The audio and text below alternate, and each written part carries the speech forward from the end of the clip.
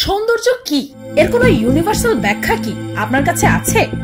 নারীদের সৌন্দর্যের মানদণ্ড কি কি বলতে পারেন? না না, আমি মনের সৌন্দর্যের কথা বলছি না, বলছি বাহ্যিক সৌন্দর্যের, যা দেখে মূলত পৃথিবীর বেশিরভাগ পুরুষই নারীদের প্রেমে হাবুডুবু খায়। কেউ বলবেন টানা টানা চোখ মেয়েদের সৌন্দর্যের প্রতীক, কেউ বা বলবেন লম্বা কালো চুল, আবার কেউ বলবে সুন্দর একটা হাসি হচ্ছে মেয়েদের সৌন্দর্যের প্রতীক। তবে জেনে রাখুন, নারীদের সৌন্দর্যের মানদণ্ড এক এক দেশের ক্ষেত্রে এক এক রকম, আর বিভিন্ন দেশে মেয়েদের সৌন্দর্যের এ সকল অদ্ভুত মানদণ্ডের ব্যাপারে জানলে সৌন্দর্য সম্পর্কে আপনার সারা জীবনের ধারণাটাই পাল্টে যাবে।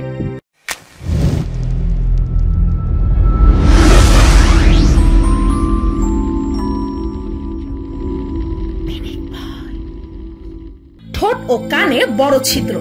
আফ্রিকার অনেক অঞ্চলে সৌন্দর্যের অত্যন্ত উদ্ভট একটি প্রচলন আছে, যার মধ্যে মেয়েদের ঠোঁট ও কানে ছোটবেলা থেকে ছিদ্র করে দেওয়া হয়, আর সেই ছিদ্রে ছোট ছোট কাঠ অথবা ধাতব প্লেট লাগানো হয়। আর মেয়ে বড় হতে থাকলে তার সাথে সাথে তার কান ও মুখের প্লেটসের সাইজও বড় হতে থাকে, আর এর ফলে যৌবন আসতে আসতে এই প্লেটগুলোর সাইজ অনেক বেশি বড় হয়ে যায়। আর ঠোঁট বা কানের ছিদ্র যে মেয়ের যত বড় হয় তাকে তত বেশি সুন্দরী বলে মানা হয়। লম্বা গলা। মায়ানমারের কিছু পাহাড়ি অঞ্চলে প্যাডং নামের একদল উপজাতি গোষ্ঠী বসবাস করে, আর তারা হচ্ছে মায়ানমারের অত্যন্ত দারুণ টুরিস্ট অ্যাট্রাকশন। কেননা প্যাডং জাতিগোষ্ঠীর মেয়েরা গলায় পিতলের রিং পরে, তাও আবার মাত্র 5 বছর বয়স থেকে। প্রথমে 5 বছর বয়সে মেয়েদের গলায় 6টা রিং পরানো হয়, তারপর প্রতি বছর একটা করে রিং এর সংখ্যা বাড়তে থাকে। তারপর বিয়ের সময় পর্যন্ত রিং পরার নাম্বারটা সর্বোচ্চ নাম্বারে গিয়ে দাঁড়ায়, আর নিয়ম অনুযায়ী বিয়ের পর আর কোনো রিং যোগ করা হয় না। এমনটা করার কারণে নারীদের গলা আর ঘাড় স্ট্রেচ হয়ে 40 সেন্টিমিটার পর্যন্ত লম্বা হয়ে যায়, আর এটা এতটাই আনকমফোর্টেবল আর অসহনীয় যে এর কারণে মেয়েরা বেশিরভাগ সময় অনেক ব্যথা অনুভব করে, আর তারা তাদের ঘাড় পর্যন্ত নাড়াতে পারে না। তাদের মতে মেয়েদের লম্বা গলা থাকাটা নাকি সৌভাগ্যের প্রতীক। লাল ত্বক। হিম্বা একটি প্রাচীন আফ্রিকান উপজাতি গোষ্ঠীর নাম, আর শত শত বছর ধরে তাদের জীবনধারা সেই প্রাচীন কালের মতোই রয়ে গেছে। হিম্বা নামের এই উপজাতিরা নামিবিয়াতে বসবাস করে, আর তাদের বসবাসের এরিয়াতে পানি একেবারে নেই বললেই চলে। তাই পানির প্রতিটা ফোঁটাকে তারা অত্যন্ত সাবধানে ব্যবহার করে, তাই তারা গোসল করতেও পারে না, আর সেই জন্য তারা তাদের সারা শরীরে এক ধরনের বিশেষ মলম লাগায়, যার কারণে তাদের স্কিন লাল দেখায়। এটি তৈরি করা হয় মাখন, ভেষজ গাছপালা আর লাল রঙের ভলকেনিক পামিস পাউডার দিয়ে। হিম্বা উপজাতির নারীরা সারা শরীরে এটি মাখায়, এমনকি চুলেও মাখায়, কেননা এই মিক্সচারটি তাদের শরীরটাকে রোদে পোড়া এবং পোকামাকড়ের কামড় থেকে বাঁচায়। এমনকি গোসল না করা সত্ত্বেও এর মাধ্যমে তারা সম্পূর্ণরূপে রোগমুক্ত থাকতে পারে। তাছাড়াও এর কারণে তাদের স্কিন আরো সফট আর ফ্ললেস হয়ে যায়। যত মোটা তত সুন্দরী। একদিকে যেখানে সারা পৃথিবীতে স্লিম ফিট মেয়েদেরকে বেশি সুন্দরী বলে মানা হয়, সেখানে অন্যদিকে মটেনিয়া নামক একটি দেশে মোটা ও বিশালদেহী মহিলাদেরকে সৌন্দর্যের দেবী বলে মানা হয়। হ্যাঁ, আপনি একদম ঠিক শুনেছেন, সেখানকার পুরুষদের মেন্টালিটি এমন হয়ে দাঁড়িয়েছে যে তারা শুধুমাত্র মোটা ও বিশাল দেহের মেয়েদের দিকে আকর্ষিত হয়। আসলে এই দেশটি দারিদ্রতা ও দুর্ভিক্ষের শিকার। এমতো অবস্থায় মোটা বউ থাকার মানে হচ্ছে যে তাদের পরিবারে টাকা বা খাবারের কোনো কমতিই নেই।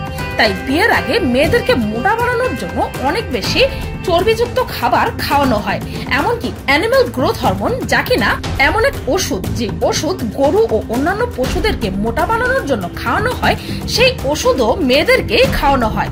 ভাবতে পারছেন? আর তাদেরকে ফোর্স ফিডিং অর্থাৎ জোরপূর্বক এত বেশি খাবার খাওয়ানোটা তাদের জন্য অনেক সময় প্রাণঘাতী হয়ে দাঁড়ায়। তাজিকিস্তান। সাধারণত বিশ্বের অন্যান্য দেশগুলোতে কোনো মেয়ের জোড়া ভ্রু থাকলে তা আগে পার্লারে গিয়ে ঠিক করানো হয়, কেননা আজকাল জোড়া ভ্রু থাকাটা মোটেও সৌন্দর্যের প্রতীক নয়। কিন্তু তাজিকিস্তান নামের এই দেশে মেয়েদের ইউনিব্রো অর্থাৎ জোড়া ভ্রু থাকাটাই তাদের সৌন্দর্যের প্রতীক বলে গণ্য করা হয়। কেননা প্রাচীন রোম ও গ্রিসে কবি সাহিত্যিকদের মতে যে সকল মেয়েদের জোড়া ভ্রু থাকে তারা নাকি এক্সেপশনালি সুন্দর, আর সব ছেলেরাই এমন মেয়েদের কামনা করত।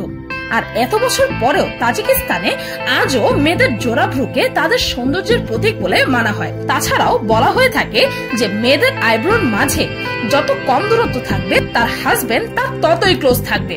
আর তাই যে সকল মেয়েদের জন্মগতভাবে জোড়া ভ্রু নেই তারা আর্টিফিশিয়ালি তাদের দুই ভ্রুর মাঝে কালো একটি লাইন এঁকে রাখে যেন তারা ছেলেদের কাছে আকর্ষণীয় হয়ে ওঠে। চোখা দাঁত। ইন্দোনেশিয়াতে মেয়েদের সৌন্দর্য বর্ধনের জন্য সেখানকার মেয়েদেরকে খুবই কষ্টকর একটি প্রসেসের সম্মুখীন হতে হয়, যা হচ্ছে তাদের দাঁত চোখা করানোর প্রক্রিয়া। আসলে এখানকার কিছু জাতিগোষ্ঠীরা চোখা দাঁতের মেয়েদেরকে সুন্দরী বলে থাকে। আর তাছাড়াও চোখা দাঁতের মেয়েরা নাকি ঘরে সুখ, শান্তি ও সমৃদ্ধি আনার চাবিকাঠি। আর তাই নারীদের দাঁত চোখা বানানো এখন সেখানকার একটি ফ্যাশন ট্রেন্ড হয়ে দাঁড়িয়েছে। কোরিয়াতে যে সকল মেয়েদের চেহারা শেপ ভি শেপের হয়ে থাকে তাদেরকে অপরূপ সুন্দরী বলে মানা হয়।